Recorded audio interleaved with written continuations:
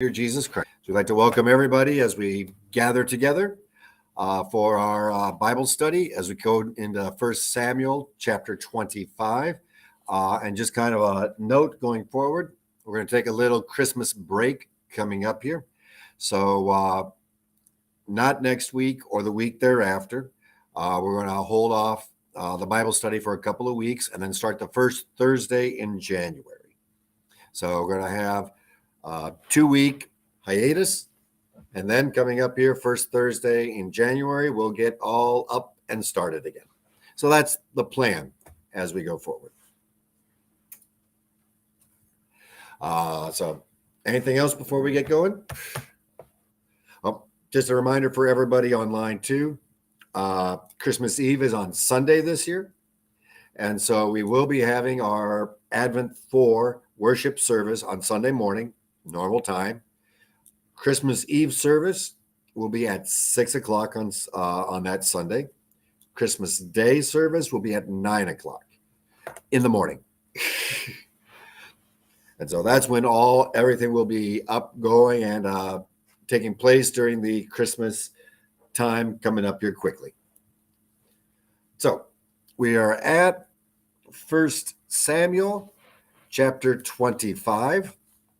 And I was just looking ahead a little bit here. 1 Samuel has 31 chapters, and we're at 25 already. So we've just got so in February, we'll finish. By the time we get to February, probably be a week or so in, we'll get all the way through 1 Samuel. And so we just got 1 Samuel, and this is kind of how the whole thing's divided up. 1 Samuel ends with the death of Saul. So that is when Saul passes away. 2 Samuel starts going forward then with the reign of King David. So as we're going through the last bit here, we're still in this. Paul is anointed as the king to come. Saul still has the power as king. So he is still king. And then it flips to David once we get to 2 Samuel, which is kind of a perfect cutoff between the two.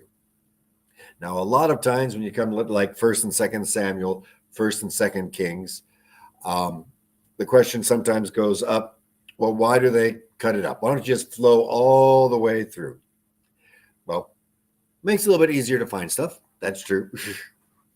But really kind of the big reason why is because they were separate. You don't get into codexes, you don't get into books until later on. So it is always a scroll that you're talking about until a good bit later on. And then you get all the fun things like bindings. I like bindings. And so up to that time, you always had the scrolls. So in essence, 1 Samuel was written basically on one scroll. 2 Samuel was written on, can you guess it? One scroll. So you had 1 Samuel, let's pull out the scroll. 2 Samuel, let's pull out that scroll. So that's kind of how all of that, why you have that. Same thing with like 1 and 2 Kings, 1 and 2 Chronicles. There's only so much you can put onto a scroll before it gets to be too wieldy for you to use it. And then the scrolls would have been kept in what was sometimes later on when you get to the synagogues, into the tabernacle, and it was put back there and then taken out for the services. So you didn't have PowerPoint screens for the readings. You couldn't just type in 2 Samuel 28 and these selected verses. And then, boop, there you go up on the screen. It was all, okay, go back, pull it out. So it was just a whole different thought process. Same thing when you get to the prophets. You have the major prophets, Isaiah, Jeremiah, and Ezekiel. And then you have the minor prophets, the 12 prophets. Well, why do you have it cut up into major and minor? Well, Isaiah fits on one scroll. Ezekiel fits on a scroll. Jeremiah fits on a scroll. The minor prophets, the 12 minor prophets, all of them fit on a scroll.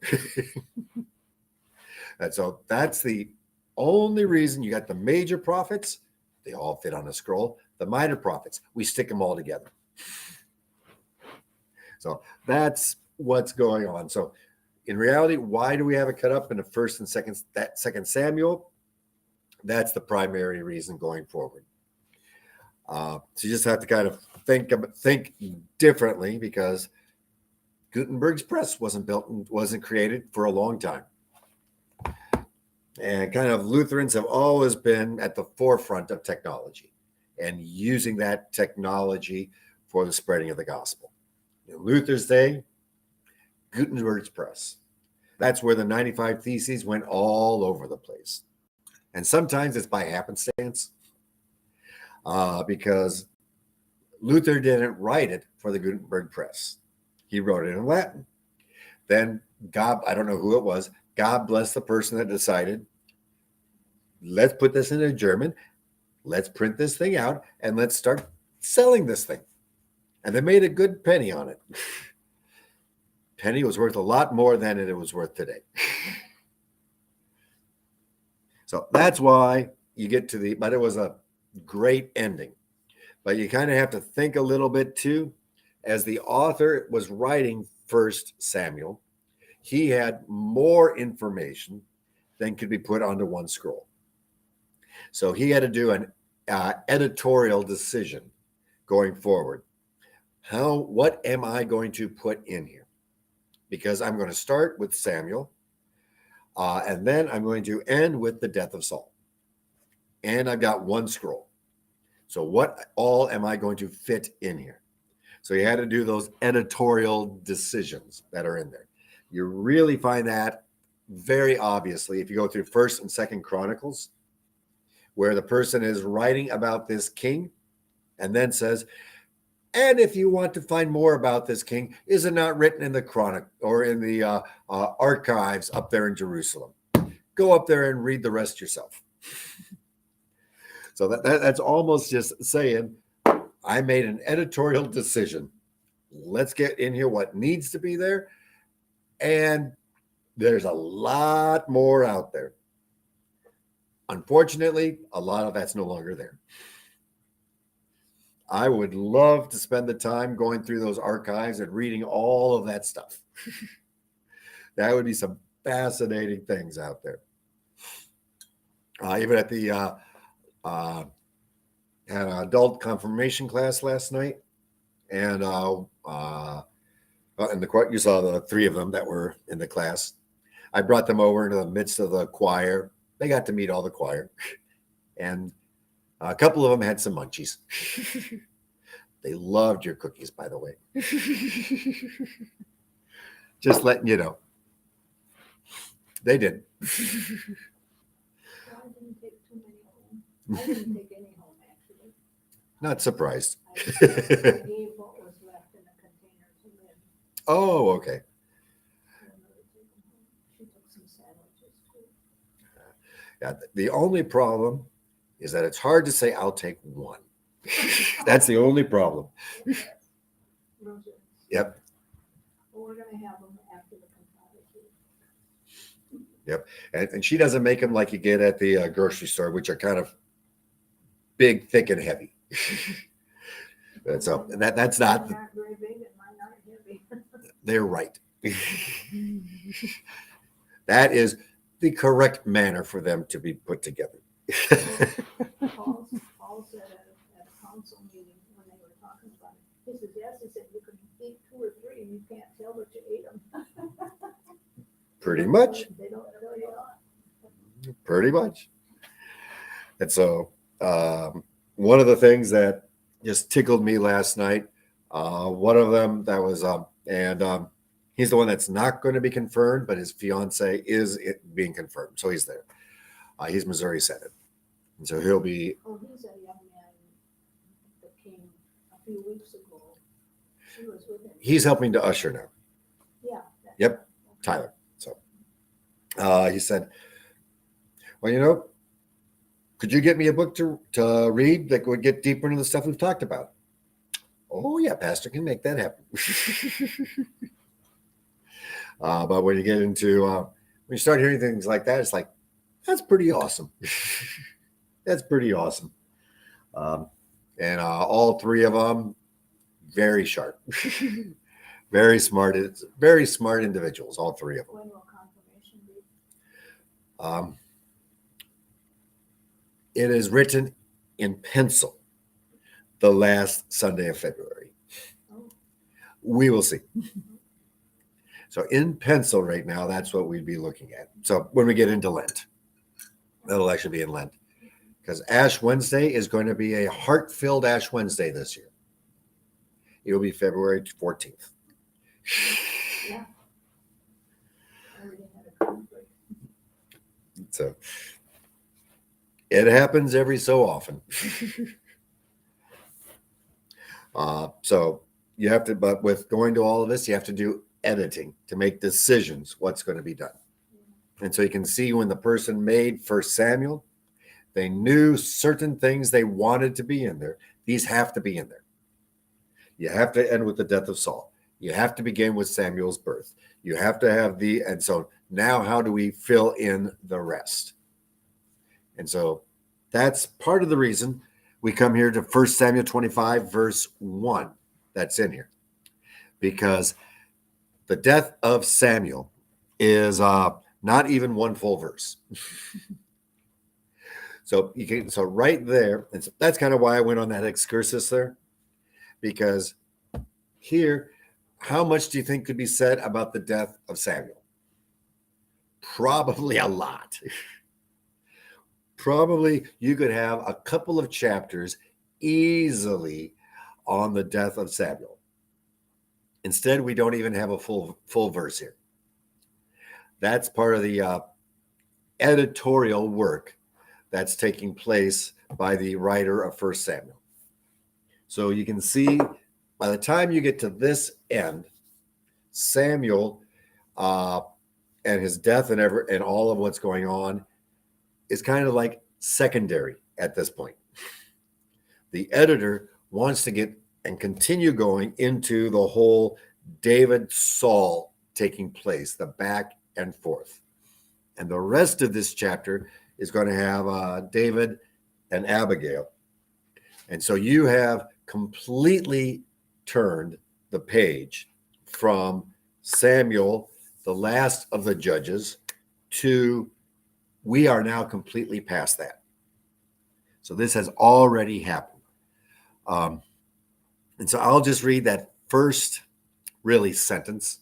You've got, like I said, it's not even a full verse. It's one sentence on, is it one? No, it's two sentences on Samuel. So I'll just start with those because I know where I want to stop. Now, Samuel died, period. Boy, he's really cutting that. And all Israel assembled and mourned for him, and they buried him in his house at Ramah. So very quick. So probably about 1031 BC is about the time frame that we're looking at here of when Samuel would have died. You could give a year, you could take a year, but right in about 1031. And that one sentence means the era of the judges is done. Because you still had Samuel throughout a good chunk of King Saul's reign. Now you have an overlap here between the overlap of the judges and King Saul's reign. Now the judges are done. Now you are into the monarchy period completely with that one sentence. Samuel died. Again, you could probably have a full chapter on that, couldn't you? In fact, sometimes we do. You go back to the end of Genesis, and you run into about a chapter and a half on Joseph's dying. And you have a whole bit of Joseph talking about how he put things forward there at the end of Genesis. You go to Isaac and his death, and you have about be about a chapter and a half to 2 chapters just on Isaac's passing. Here, it is done. It is finished. And so the editor decided, okay, we've gone through all of this. I only have so much room here to finish this up, to get up to the death of Saul. So, death of Samuel, very, very short. But he needs to make sure this next part is seen in all Israel. And there, of course, you're talking a little bit of hyperbole. Because did every last man, woman, and child gather together for Samuel's death, for his funeral? Probably not. Was it a huge portion? Yes. It was a lot of people. And that's the point here. In other words, and all Israel assembled and mourned for him. So you can tell a little bit of the last of the judges, the last of the mouthpieces, you could say, of the Lord. You can see the respect that Samuel has earned, that they all greatly respected him. There's always somebody that's not. But the vast majority of the people respected Samuel, looked up to Samuel, and went and mourned for him as they assembled. And they buried him in his house at Ramah. Now, buried him in his house. Now, just kind of getting to the Hebrew words there. In his house, a lot of times is viewed in the same manner as, and he was buried with his forefathers. The wording there doesn't mean he was actually buried in the actual house. So it does not mean they went to the bedroom, dug a grave pit there, put him in that, covered it up, and then had his actual graveside inside the house. What it's meaning, he was buried in his house. He was buried in the house. It was his property, and he would have been buried with his forefathers. And the way that they did the burial at that time, that was a little bit more literal when it says buried with your family's bones, buried with your household, because you would have what you would do is you would have an area where you would have the place where you'd be buried. So you would go in, you'd have this almost like cave-like thing that was there, and then you would cut into the wall a place where the body would be laid. So this would be very similar to when Jesus was buried. So you would have the place, to be a shelf type area. The body would be laid there, and then it would be set, and then you would close up the tomb. But in this day, they had that, and then at the very back of the tomb, you would have this shaft that was at the very back of the tomb. And this shaft was just a pit. So, it was something like this, like that, would go down maybe 15 feet, something like that. And what would happen is you would bring in the body, you would lay the body on the stone slab type thing. The body would be laid there. It would decompose. And then the bones would then be pushed back into that shaft. And when it talks about being buried with your forefathers, literally your bones and the bones of your forefather would be all intermixed in the bottom of that shaft. And then the next person that would then be used that would then pass away would be brought in and put on that stone shelf as it went forward.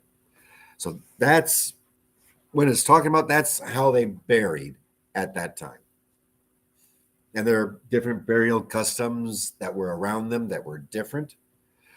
But this was a way of very much saying the promises of God, buried with our forefathers. God gave the promise to the land. Therefore, look, we are with our forefathers. The similar thought that sometimes we get in American culture, going back a little ways, At times you have family plots, right? And families sometimes will go forward and they'll buy a dozen plots in a cemetery, especially thinking back, right?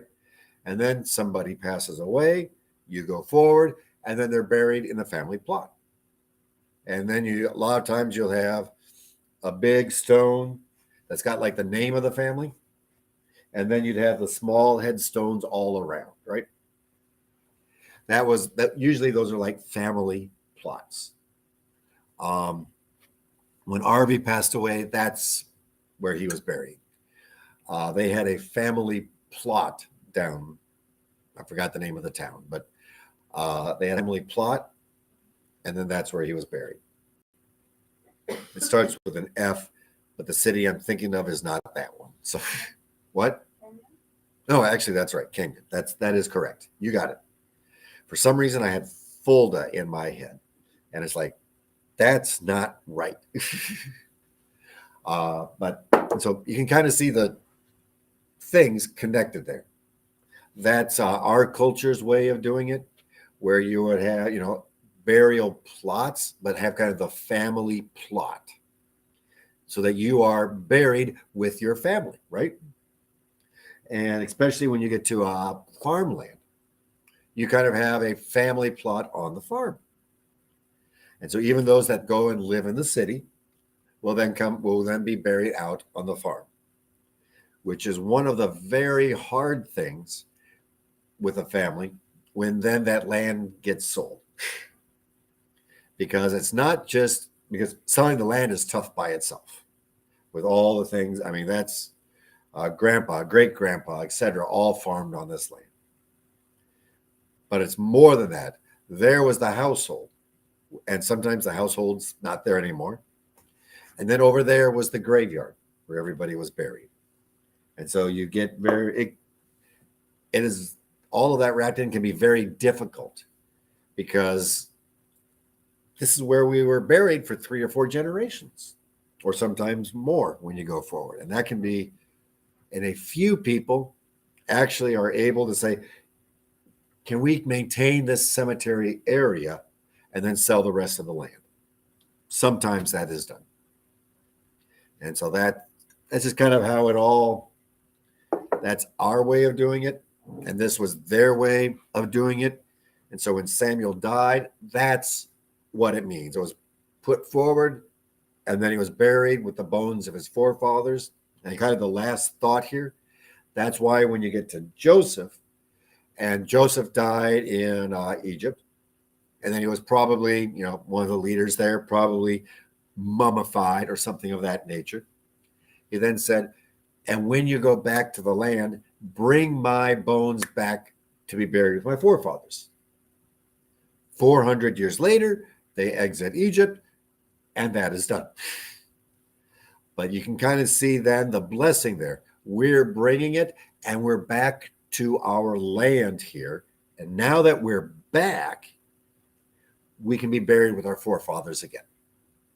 And that's what happened with Joseph when he finally passed away, and 400 years later was brought back, and his bones were buried with Abraham, Isaac, Jacob down in the cave. And we don't know which one that exactly is anymore, but it's there. It's there. So anyway, a lot on half a verse there. Now we go just a little bit faster. So let's go from halfway through that first verse, and let's read end of verse 1, 2, and 3. And let's go clockwise. So I'll give it to you, Carol. Then David rose and went down to the wilderness of Paran. And there was a man in Moab whose business was in Carmel. The man was very rich. He had 3,000 sheep and 1,000 goats. He was shearing his sheep in Carmel. Now the name of the man was Nabal, and the name of his wife Abigail. The woman was discerning and beautiful, but the man was harsh and badly behaved. He was a Cenobite. And so this is what's going on. Now you've got this man, Nabal, And everybody knows what that means in Hebrew, right? I'm joking to everybody online. Nabal means fool. So he is a fool. His own name means that. So Nabal means fool. And this is and Abigail is his wife. And you can see there's a big difference between the two, right? So you've got her, and and she was discerning. Discerning means wise. She had wisdom that was there. So she was a wise and beautiful woman.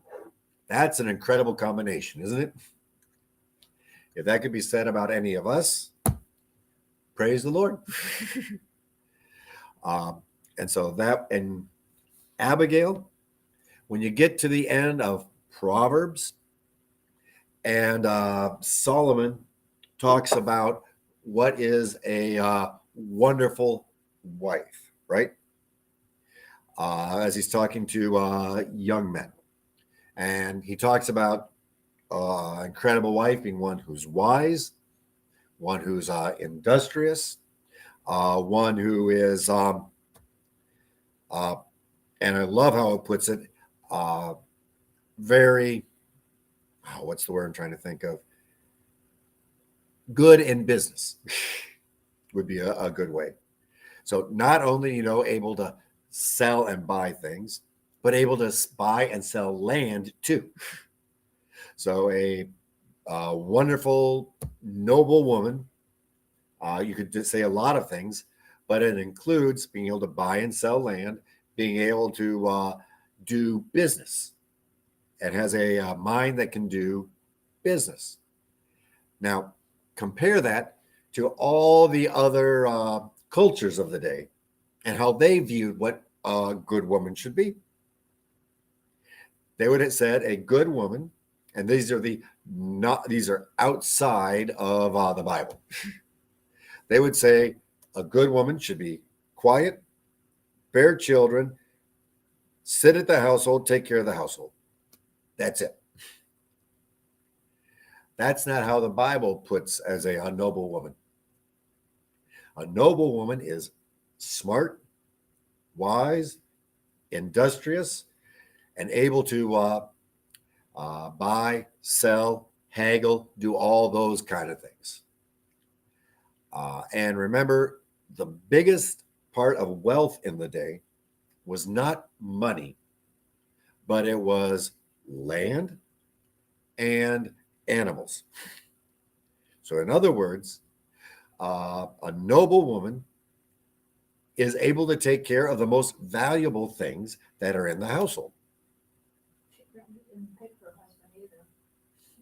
Her father probably picked her husband for her. Yep. Now, on the other hand, a noble woman would have had conversations with her father too. And a wise father would have listened to her, to a noble daughter as well. Didn't always happen.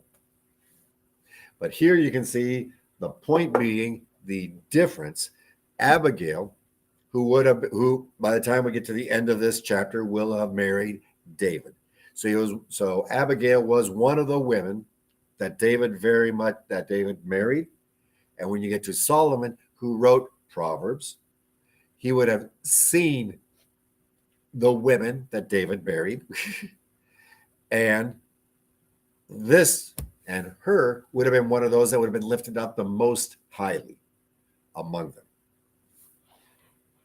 And so this is her, and this is as opposed to her husband, which gets to these two would have been unequally yoked, would be a good way to put it. He was harsh, badly behaved. You could think the words, obviously foolish, that was his name. Boorish would be a good word to use for him too. So that's the kind of guy this guy was. And so very unequally yoked. And probably the last interesting thing in here too, because, two interesting things. You notice the first thing that was said about him was that he was very rich. That's the first, even his name is not given first. The first thing to note is he was wealthy and he was a fool. Gee, that's a good thing for everybody to know for you for the next 4,000 years, right?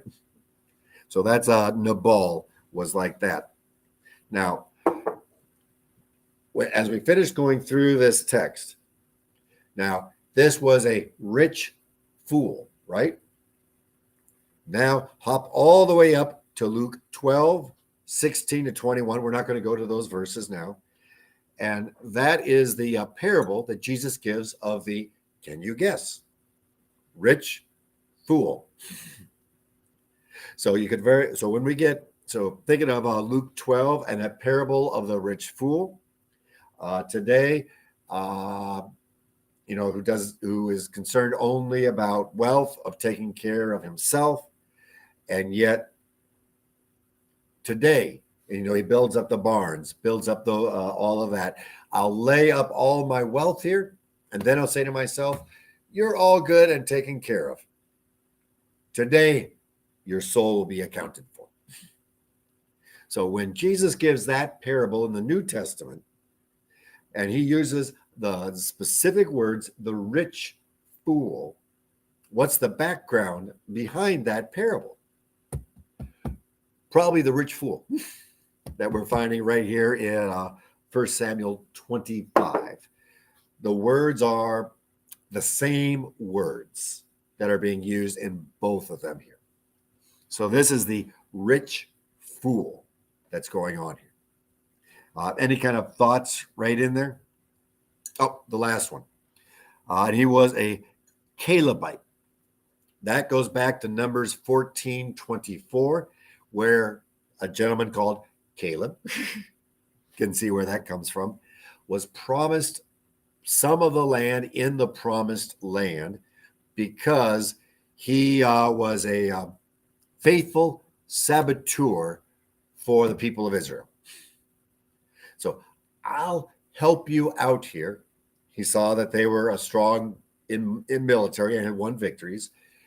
If you make sure that I can have some of the promised land.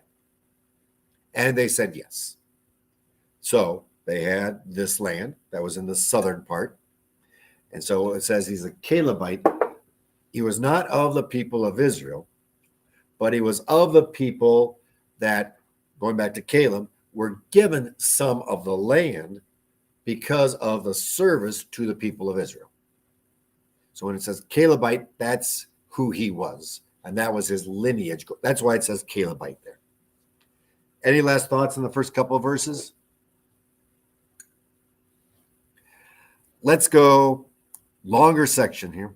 Verse 4 through 8, the rest of that paragraph. David heard in the wilderness that Nabal was shearing his sheep. So David sent 10 young men. And David said to the young men, go up to Carmel and go to Nabal and greet him in my name. And thus you shall greet him. Peace be to you, and peace be to your house, and peace be to all that you have. I hear that you have shearers. Now your shepherds have been with us, and we did them no harm, and they missed nothing all the time they were in Carmel. Ask your young men, and they will tell you. Therefore let my young men find favor in your eyes when we come on the feast day. Please give whatever you have at hand to your servants and to your son David. So David basically invites himself, right? Now, David did good by him, right? Your shepherds were out there. We did not do anything to the shepherds. We did not steal your sheep. We did nothing like that. Could we have used it? Yeah, we could have easily used some of your stuff and taken it. At this point, David has about 600 fighting men. So you add the fighting men plus what it takes in order to accompany that, at least 1,000-ish total. But the fighting men would have been about 600. So that's a good fighting force there. And they did not do anything to Nabal. And then David says, we're coming, and we're going to come on this feast day. Usually when you have a something like a shearers, or you bring in the harvest, you have a festival associated with that. And so this would have been the shearing. Okay, now once we get this all done, let's have a feast. That's kind of the normal thing that would happen. So we're going to come by, and we want you, for at least some of us, for the leaders at least, to put us up for a day, be part of the feast.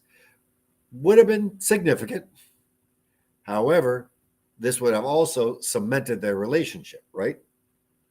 So now you do this, and we'll just keep on doing this, taking care of you. And you get a little bit of negativity there because David did good not doing that, right? Not just stealing from somebody else. Shouldn't he have been just fine with doing good? Yeah, he should have been just fine and dandy. This is the right thing to do, and we'll just sit right there. Here he's asking for a little bit back. Now that we haven't, and I'm sure you don't want us to do this in the future, let's just cement this relationship. In essence, that's what he's asking. He's saying, let's cement this relationship. Let's make things good. You are wealthy. We will take care of you. You will take care of us, and things will be better. That's, you're really almost putting a treaty together. Now, Nabal may have been fearful of Saul. That's a possibility. But you're way down south, and you know that Saul is going to go after David before he goes after you. So that's kind of all of what's happening right there.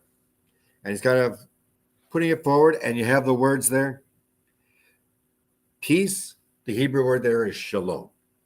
So shalom to you, shalom to your house, shalom to all that you have. Let there be peace, and let us work together as we go forward.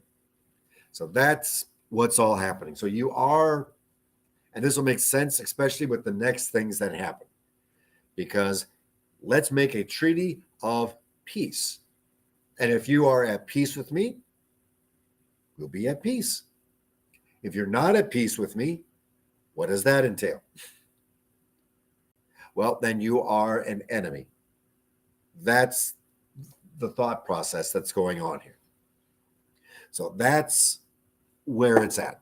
Any kind of thoughts in those verses?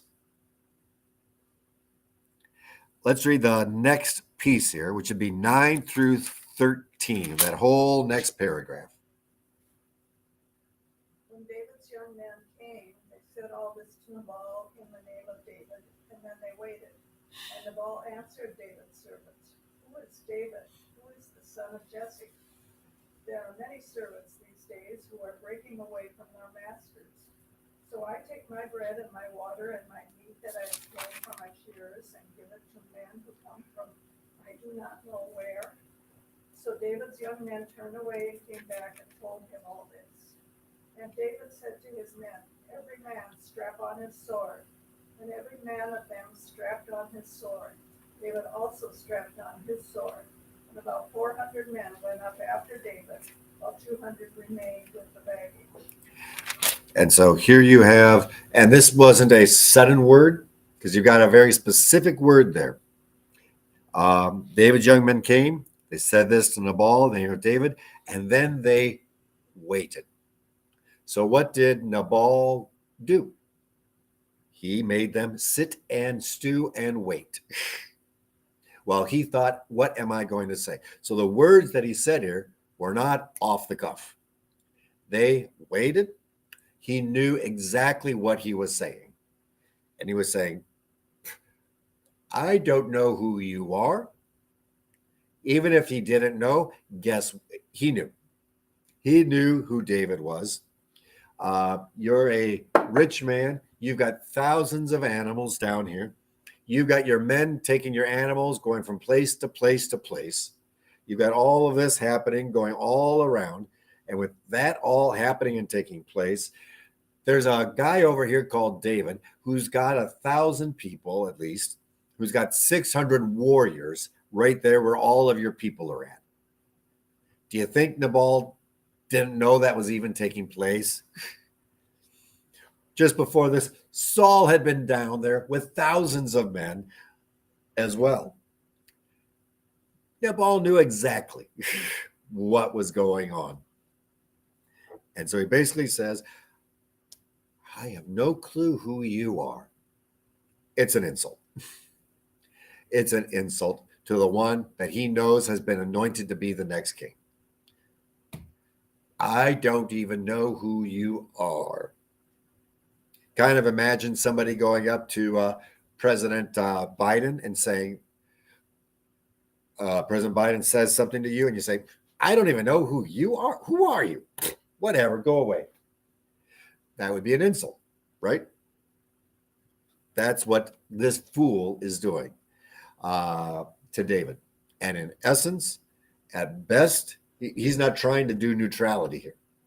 He's saying, you're nothing, which in essence basically says, I'm throwing my hat in with King Saul or with somebody else. And so you're running into a difficult situation here. So that's then where David then straps on his sword, gets ready, takes up 2/3 of his men, 400. We're going to go out and we're going to control our area. We're going to make this all our own. Sad to say, that's normal in war. That's even today, you find that as a normal thing that takes place in war, where the armies come in and they kind of feed off of the area and then they move on. Probably the worst example of that in the United States would have been Sherman's March to the Sea, where basically you had to try to end the Civil War.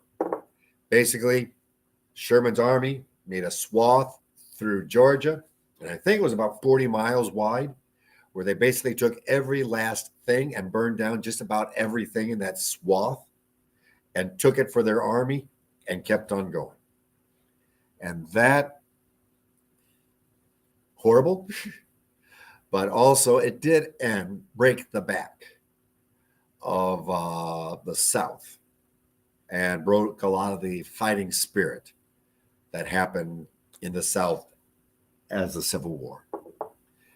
All I'm saying is that kind of thing is a normal thing that happens in war, which is sad. We'll just kind of sit right there. And so that's all of what's happening. And then we get to the next chapter or next paragraph, and I'll read that one. But one of the young men told Abigail, Nabal's wife. So he told the fool's wife, behold, David sent messengers out of the wilderness to greet our master, and he railed at them. Yet the men were very good to us, and we suffered no harm, and we did not miss anything when we were in the fields, as long as we went with them. They were a wall to us both by night and by day, all the while we were with them keeping the sheep. Now therefore know this and consider what you should do. For harm is determined against our master and against all his house. And he, Nabal, is such a worthless man that one cannot speak to him. Oh boy. So let's go to the one who actually knows what to do instead of going to the foolish master. So they're going behind his back, right? But they're kind of going behind his back because if they keep following with Nabal, what's probably going to happen to them? They're not going to be alive for very long. So instead, let's try to find a way to stay alive in the midst of this battle that our fool master has put forward. So what does Abigail do? Let's read 18 to 22. I really want to, as we're going to take a break, I really want to get to the end of this. Then Abigail made haste and took 200 loaves and 2 skins of wine and 5 sheep already prepared and 5 seahs of parched grain and 100 clusters of raisins and 200 cakes of figs and laid them on donkeys. And she said to her young men, go on before me, behold, I come after you. But she did not tell her husband Nabal. And as she rode on the donkey and came down under cover of the mountain, behold, David and his men came down toward her, and she met them. Now David had said, surely in vain have I guarded all that this fellow has in the wilderness, so that nothing was missed of all that belonged to him. And he has returned me evil for good. God do so to the enemies of David, and more also, if by morning I leave so much as one male of all who belong to him. So you got that whole thing. She does the right thing. What her husband should have done, she is now doing. She is a very wise woman. And brings all this and seems to do it just in time to go out there and to try to stop this from coming up and happening. So goes forward, and David, and you can see the words there, this is my enemy. So you can see he was trying to make a peace treaty here, and he had shown goodwill to him already. But now, slap in the face, now you're in trouble, and he makes a hasty vow. He's going to have to go back on this vow. But he does make a hasty vow, and we all know David, he does things far too often like that, doesn't he? So that's all going forward. So let's read the next verses 23 to 25. When Abigail saw David, she hurried and got down from the donkey and fell before David on her face and bowed to the ground. She fell at his feet and said, on me alone, my Lord, be the guilt. Please let your servant speak in your ears and hear the words of your servant. Let not my Lord regard this worthless fellow Nabal, for as his name is, so is he Nabal. This his name, and folly is with him. But I, your servant, did not see the young man of my Lord, whom you sent. And so you can see what she does. She goes forward to David. She goes down. The words there, fell on her face and bowed to the ground. She shows him reverence. She brings the gifts for his men and for him. Who do you think got the 2 quarts of wine? Probably David. And so it's all given. She goes forward, and very wise woman, does everything here as should have been done. Puts down her husband a bit, doesn't she? But she puts herself in harm's way. What an incredible, what an awesome woman this is. She puts her own life in the way for her household and all of the people there. Very much you could think kind of a forerunner of Esther, who also puts her life on the line to save her people. So that same image goes forward with all of them. So now let's read the next verses, 26 to 31, the rest of that paragraph. Now then, my Lord, as the Lord lives, and as your soul lives, because the Lord has restrained you from blood guilt and from saving with your own hand. Now then, let your enemies and those who seek to do evil to my Lord be as Nabal. And now let this present that your servant has brought to my Lord be given to the young men who follow my Lord. Please forgive the trespass of your servant, for the Lord will certainly make my Lord a sure house, because my Lord is fighting the battle of the Lord, and evil shall not be found in you so long as you live. If men rise up to pursue you and to seek your life, the life of my Lord shall be found in the bundle of the living, in the care of the Lord your God. And the lives of your enemies he shall sing out as from the hollow of a sling. And when the Lord has done to my Lord according to all the good that he has spoken concerning you, and has appointed you prince over Israel, my Lord shall have no cause of grief or pangs of conscience for having shed blood without cause, or for my Lord working salvation himself. And when the Lord has dealt well with my Lord, then remember your servant. And so you get the whole statement here of please forgive. You get the please forgive, please have mercy upon us. You can think very much with the liturgy, Lord have mercy, Christ have mercy, Lord have mercy. And the Lord have mercy comes from passages like this. My Lord, your Lord, have mercy on us. Do not come, do not destroy us.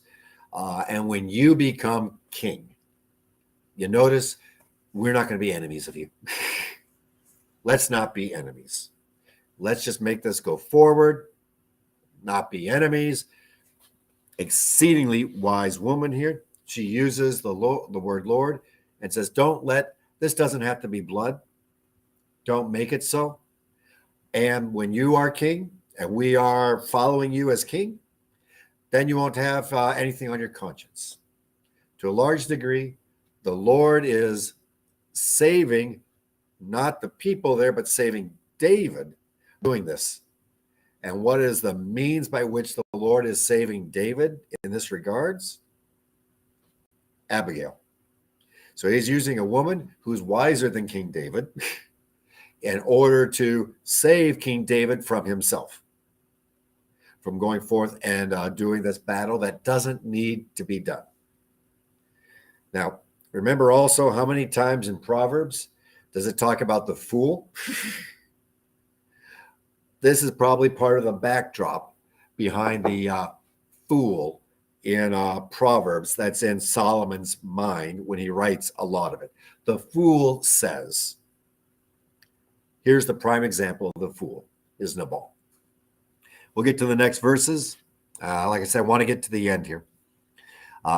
Verse 32. And David said to Abigail, Blessed be the Lord, the God of Israel, who sent you this day to meet me.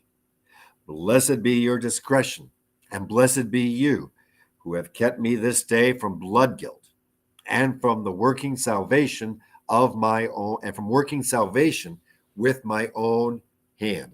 As you can see right there, you have saved me in that regards from doing this.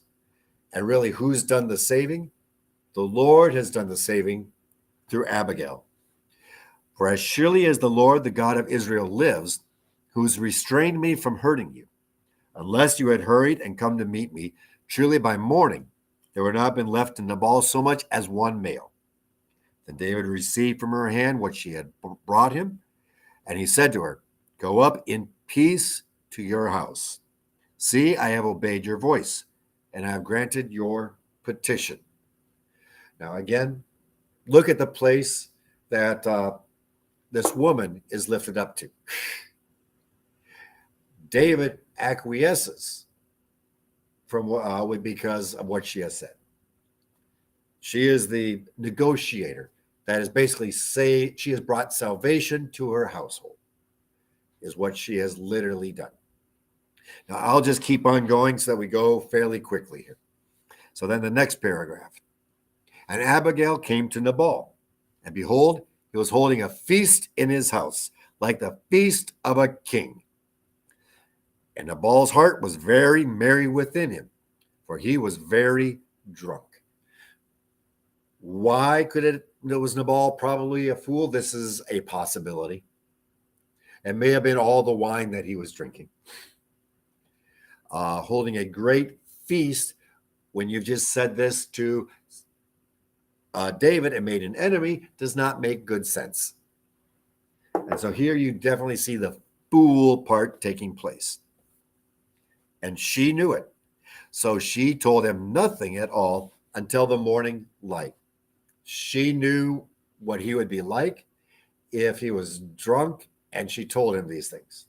So she waited till he was sober. You can tell what she was dealing with here. In the morning, when the wine had gone out of Nabal, his wife told him these things, and his heart died within him, and he became as a stone. And about 10 days later, the Lord struck Nabal, and he died. The Lord took care of things. That's what David should have done, right? David was taking it all into his own hands. No, Lord, you be in charge. And with Abigail, that's what ended up happening. The Lord was in charge. Now, her husband died 10 days later. What happens after that? Verse 39. When David heard that Nabal was dead, he said, Blessed be the Lord, who has avenged the insult I received at the hand of Nabal, and has kept back his servant from wrongdoing. The Lord has returned the evil of Nabal on his own head. So now David goes, okay, the Lord took care of things. Hey, everybody, let's trust in the Lord. Let him take care of it all. Then David sent and spoke to Abigail to take her as his wife. One of the most smart things David ever did in his life is right there. And we'll see this further as we go later on. When the servants of David came to Abigail at Carmel, they said to her, David has sent us to you to take you to him as his wife. And she rose and bowed with her face to the ground and said, Behold, your handmaid is a servant to wash the feet of the servants of my Lord. And Abigail hurried and rose and mounted a donkey, and her 5 young women attended her. She followed the messengers of David and became his wife. And obviously, as she became his wife, you had a large financial incentive that came along with her as well. And so this was a huge blessing in many regards to King David. And then wrapping up here, David also took Ahonim of Jezreel, and both of them became his wives. Saul had given Michal his daughter, David's wife, to Palti, the son of Laish, who was of Galim. So the one that was supposed to be his wife, Saul had given to somebody else, and now these other 2 are now David's wife. We don't find as much about the other wife, but here you can see that Abigail kind of, and when you get, and this is kind of a last note, when you have multiple wives, usually the way that it goes is you have, and I'm just obviously doing this by reading, not by having any experience at all in this regards. You have one wife, the first wife, then she would be the one that's in charge of the other wives. So when you have like a king that's got a harem, that's the thought process. You've got a head wife, and then the rest of the wives, and they are all under the head wife. And here, who is the head wife? An extremely wise woman who gets David out of a number of things to come. So kind of any last thoughts? Great place to stop. Any last thoughts as we end right there? Let's end with a prayer. Heavenly Father, we thank and praise your name for all that you have given and blessed in our lives. Guide, lead, and direct us always as your people. In your name we pray. Amen. And so we'll take a 2-week hiatus, and then January 4th, was that the date? And we'll start up again on January 4th with 1 Samuel 26. Getting near the end of 1 Samuel. The Lord bless and keep.